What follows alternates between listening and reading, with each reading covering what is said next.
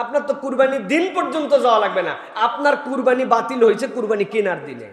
কুরবানি কেনার পরে দুইজন আলোচনা করতেছে, তুই কি কুরবানি কিনছস রে? ৮০,০০০ টাকা দিয়ে কি একটা গরু কিনছস, পড়তা হইবনি? গরুর গোস্তের কেজি এখন ৮০০ টাকা, কি হিসাব করে কিনলি? তুই কোন কসাইরে লয়ে গেছিলি? আমাদের ঢাকায় লোকজন বলে না, কসাই নির্বাচন করতে পারে নাই, আর উনি ৭০,০০০ টাকা দিয়ে কিনে গরুর গোস্ত ৮০০ টাকা কেজি হিসাব বের করে বিরাট পর্তা করছে। পর্তা করার জন্য গরু কিনতেছে। বলেন তো ভাই, যদি গরু এরকম পর্তা করার নিয়তে কিনে তাহলে তার কুরবানি হবে ভাই? কিন্তু আমাদের সমাজে এগুলো আছে কিনা প্রিয় ভাইয়েরা? আছে প্রিয় ভাই। আল্লাহ রাব্বুল আমিন কোরআনুল কারীমের মধ্যে বলছেন, লা ইয়ানালাল্লাহ লুহুমুহা ওয়ালা দিমাউহা ওয়ালাকিন ইয়ানালুহুত তাকওয়া মিনকুম কাযালিকা সাখখারাহা লাকুম লিতুকাব্বিরুল্লাহ আলা মা হাদাকুম ওয়া বাশশিরিল মুহসিনিন। আল্লাহ বলছেন, এক লোক মাজার মধ্যে থেকে গামছা খুলে, গরিব মানুষ, গাবতলির হাটে ১ বছর টাকা জড়ো করছে, করে ১০,০০০ টাকা এক ছাগল কিনছে। ১০,০০০ টাকার ছাগল দেখার মতো না ভাই, হাড্ডি উড্ডি সব বাড়ায় আছে, খালি দাঁতছে এই পর্যন্তই। ও নিয়ে টিয়া গামছাতে ঢাকায়া বাড়ি নিয়ে গেছে। আর ১৫ লক্ষ টাকা দামের এক গরু, বাহামা গাই, মোটা তাজা, গুলশানের এক লোক কিনছে। ১৫ লাখ টাকা গরুর দাম, আর গরু ঢোয়ানোর দাম ৫০,০০০ টাকা। ট্রাকে তুলে নিয়ে নামাই দিয়ে আসবে ৫০,০০০। আর এর বকরি কয় হাজার? ২ জন কুরবানির দিন কুরবানি দিছে, আল্লাহ ফেরেশতাদেরকে পাঠাইছে, দৌড় লাগাও গুলশান, গুলশান ১ নম্বর চলে যাও। কেননা ১৫ লক্ষ টাকা দাম, আবার ৫০,০০০ টাকা ট্রাকের ভাড়া, যাতা কথা। বিষয়টা কি তাই ভাই? লা ইয়ানালাল্লাহ লুহুমুহা ওয়ালা দিমাউহা। আল্লাহ তোমার রক্ত নেন না, আল্লাহ তোমার গোশত নেন না, ওয়ালাকিন ইয়ানালুহু তাকওয়া মিনকুম। আল্লাহ তোমার অন্তর দেখেন। ওই রিকশাওয়ালাটাও কবুল হবে, ওই ১ নম্বরের গুলশানের তারটাও আল্লাহ চাহে তো কবুল হয়ে যাবে, কিন্তু এরটা দুর্বল বলে কবুল হবে না, আর ওরটা ভালো দামি বলে কবুল হবে, এই বিষয় এরকম নয়।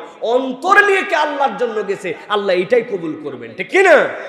তাহলে আমরা এই যে লোক দেখানো, পর্তা করা, তারপরে গোশতর স্বাদ কেমন হবে, সাইজ কেমন, পাশের বাড়ি এরকম কিনছে, আমি এরকম কিনলে হবে কিনা, এরকম করে কি আমাদের নিয়তকে বরবাদ করা যাবে? মনে রাখতে হবে, মুসলমান ঠকবে না।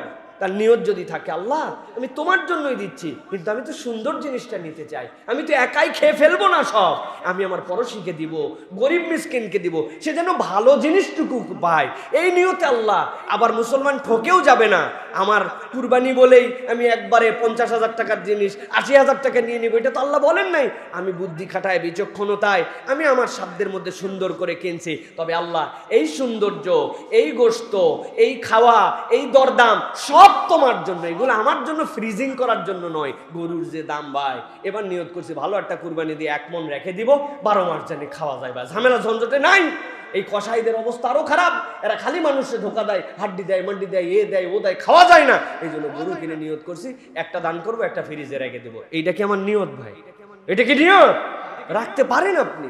একমাত্র কুরবানি ব্যতিক্রম এক ইবাদত। সুবহানাল্লাহ। আল্লাহ যে বলেন ওয়াকাযালিকা নানজিল মুমিনিন মুহসিনিন, এটা হচ্ছে ওই নিয়ামত, একমাত্র ইবাদত, পৃথিবীতে আর কোনো কিচ্ছু নাই। আপনি মসজিদের জন্য ১০০ টাকা সাদাকা করার নিয়ত করছেন, মসজিদে দিয়ে দিয়েছেন, আপনার আর কোনো বলার নাই ভাই, ভাই আমার অবস্থা খারাপ চলতেছে ভাই, ১ লাখ টাকা দিয়েছিলেন, আমার ৫০,০০০ টাকা মসজিদে ফেরত দেন, বলতে পারবেন ভাই?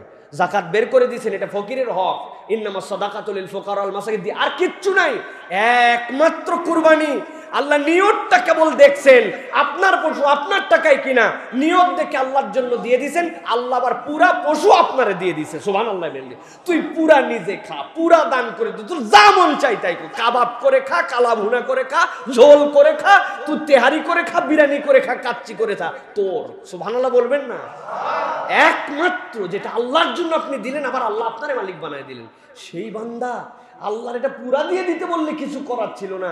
এইটুক দেওয়ার পরে যে ছোট্ট ছোট্ট নিয়তের ভুলে গরমিল করে তার ইবাদতটা নষ্ট করে দিচ্ছে। অতএব প্রিয় ভাইয়েরা, কুরবানির পশু হাটের থেকেই কবুলিয়াতের নিয়ত করে কিনেন, যে কুরবানি করার আগেই যেন আপনার এই নিয়তের কারণে কবুল হয়ে যায়। আর এমন কোনো ভ্রান্ত চেষ্টায় কুরবানি কিনেন না যে হাটেই কুরবানি আপনার বাতিল হয়ে যায়। আল্লাহ আমাদেরকে হেদায়েত দান করুন, আল্লাহুম্মা আমিন।